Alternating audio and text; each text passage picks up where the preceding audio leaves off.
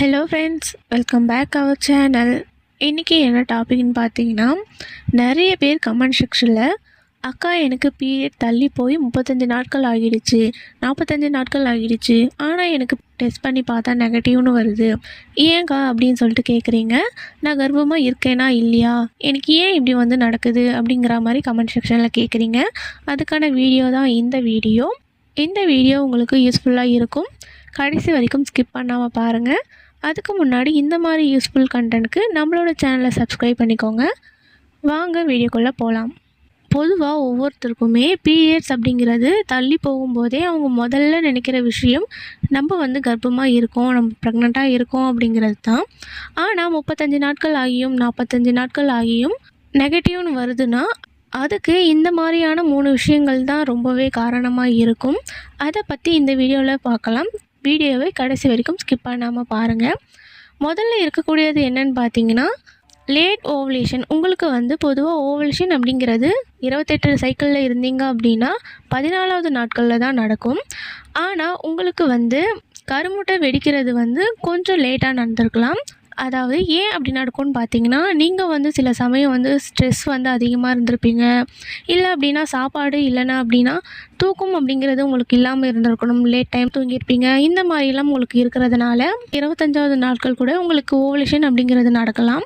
அப்படி உங்களுக்கு லேட்டாக நடக்கும்போது நீங்கள் 40 நாட்களில் நீங்கள் டெஸ்ட் பண்ணும்போது உங்களுடைய உடம்புல இருக்கக்கூடிய எஸ்சிஜி அப்படிங்கிற ஹார்மோனோடைய அளவு ரொம்பவே கம்மியாக இருக்கும். இதனால தான் நீங்கள் டெஸ்ட் பண்ணும்போது கிட்டில் நெகட்டிவ்னு காட்டுறதுக்கு நிறையவே வாய்ப்பு இருக்குது. ரெண்டாவதாக உங்களுக்கு கம்மியான எஸ்சிஜி அப்படிங்கிறது சுரந்திருக்கும்.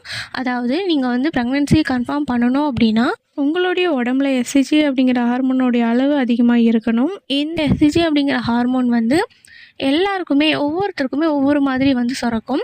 சிலருக்கு ஆரம்பத்துலேயே சீக்கிரமாகவே சுரந்துடும். இன்னும் சிலருக்கு லேட்டாக சுரக்கும். அதனால் நீங்கள் ப்ரெக்னென்சி கிட்டில் நீங்கள் செக் பண்ணும்போது அது நெகட்டிவ்னு காட்டுறதுக்கு நிறையவே வாய்ப்பு இருக்குது. மூணாவதாக என்னென்னு பார்த்தீங்கன்னா, நீங்கள் உங்களுக்கு இருக்கக்கூடிய பிசிஓடியாக இருக்கட்டும், தைராய்டாக இருக்கட்டும், இல்லை அப்படின்னா அளவுக்கு அதிகமான ஸ்ட்ரெஸ்ஸாக இருக்கட்டும், இதனால் கூட உங்களுக்கு நெகட்டிவ்னு காட்டுறதுக்கு நிறையவே வாய்ப்பு இருக்குது. உங்களுக்கு பீரியட்ஸ் தள்ளி போகிறதுனால நீங்கள் நம்ம ப்ரெக்னெண்ட்டாக இருக்கோம் அப்படின்னு சொல்லிட்டு நம்புவீங்க. ஆனால் உங்களுக்கு பிசிஓடி, தைராய்டு இல்லை அப்படின்னா அதிகமாக நீங்கள் ஸ்ட்ரெஸ் இருக்கிறதுனால கூட உங்களுக்கு பீரியட்ஸ் தள்ளி போகிறதுக்கு நிறையவே வாய்ப்பு இருக்குது. இதனால் உங்களுக்கு ஹார்மோன்கள் பாதிக்கப்பட்டு ஹார்மோன்களால் இம்பேலன்ஸ்னால கூட உங்களுக்கு இந்த மாதிரியான பீரியட்ஸ் தள்ளி போகிறதுக்கு நிறையவே வாய்ப்பு இருக்குது. இப்போ எப்போ டெஸ்ட் எடுக்கணும் அப்படின்னு சொல்லிட்டு பார்த்தீங்கன்னா, இப்போ உங்களுக்கு 35 நாட்கள் ஆகிடுச்சு, 45 நாட்கள் ஆகிடுச்சு, இன்னும் நெகட்டிவ் வருது அப்படின்னா நீங்கள் உடனே பயப்படணும் அப்படின்னு அவசியம் இல்லை. ப்ரெக்னென்ட் இல்லை அப்படின்னு நினைக்கணும் அவசியம் கிடையாது. நீங்கள் இன்னும் 5 நாட்கள் வெயிட் பண்ணலாம். அதாவது 45 நாட்கள் ஆகியும் உங்களுக்கு நெகட்டிவ்னு வந்தால் நீங்கள் 50வது நாட்கள் வரைக்கும் வெயிட் பண்ணுங்கள். அதாவது இன்னும் கொஞ்சம் 5 டேஸ் நீங்கள் வெயிட் பண்ணி பாருங்கள். மறக்காமல் காலையில் எழுந்ததுமே வரக்கூடிய ஃபர்ஸ்ட் யூரினை வச்சு டெஸ்ட் பண்ணுங்கள். அதில் தான் ஹார்மோன்களுடைய அளவு அப்படிங்கிறது அதிகமாக இருக்கும். கிட்டில் நெகட்டிவ் ஆனால் உங்களுக்கு வாந்தி, மயக்கம், இல்லை பிரெஸ்ட் சேஞ்சஸ் இந்த மாதிரியான சிம்டம்ஸ் கூடவே இருந்துச்சு அப்படின்னா நீங்கள் லேபில் போயிட்டு பீட்டா எஸ்சிஜி அப்படிங்கிற பிளட் டெஸ்ட் எடுத்து பார்த்தீங்க அப்படின்னா உங்களுக்கு அக்யூரேட்டான ரிசல்ட் கிடைக்கும். நீங்கள் ப்ரெக்னெண்ட்டாக இருந்தீங்க அப்படின்னா அதில் கன்ஃபார்மாக நம்ம தெரிஞ்சுக்கலாம் பீட்டா எஸ்சிஜி அப்படிங்கிற பிளட் டெஸ்ட் மூலமாக. ஒருவேளை உங்களுக்கு 45 நாட்கள் இல்லை அப்படின்னா 50 நாட்கள் ஆகியும் உங்களுக்கு நெகட்டிவ் வருது அப்படின்னா அதே சமயம் பீரியட்ஸும் வரல அப்படின்னா கண்டிப்பாக ஒரு டாக்டரை போய் பார்க்குறது ரொம்பவே அவசியம். அவங்க ஒரு ஸ்கேன் பண்ணி பார்த்துட்டு உங்களுடைய கர்ப்பப்பையில் நீர்க்கட்டி இருக்கா, இல்லை வேறு ஏதாவது ப்ராப்ளம் இருக்கா அப்படின்னு செக் பண்ணி உங்களுக்கு சொல்லிவிடுவாங்க. நீங்கள் இதை வச்சு நீங்கள் நம்மளுக்கு எந்த ப்ராப்ளம் இல்லை அப்படின்னா நீங்கள் திரும்பியும் அடுத்த மாதம் நீங்கள் ப்ரெக்னென்சிக்காக ட்ரை பண்ணலாம்.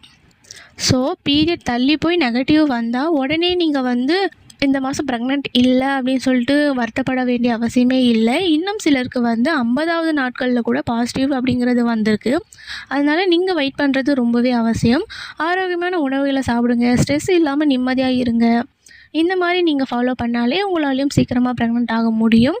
இந்த வீடியோ உங்களுக்கு பயனுள்ளதாக இருந்திருக்கும் நம்புகிறேன். இந்த வீடியோ உங்களுக்கு பிடிச்சிருந்தால் ஒரு லைக் கொடுத்துருங்க. இந்த மாதிரியான யூஸ்ஃபுல் கண்டென்ட்டுக்கு நம்மளோட சேனலை சப்ஸ்கிரைப் பண்ணிக்கோங்க. உங்களுக்கு வேறு எதனா டவுட் இருந்தால் கமெண்ட் செக்ஷனில் கேளுங்க. இந்த வீடியோ பார்த்தமைக்காக அனைவருக்கும் மிக்க நன்றி.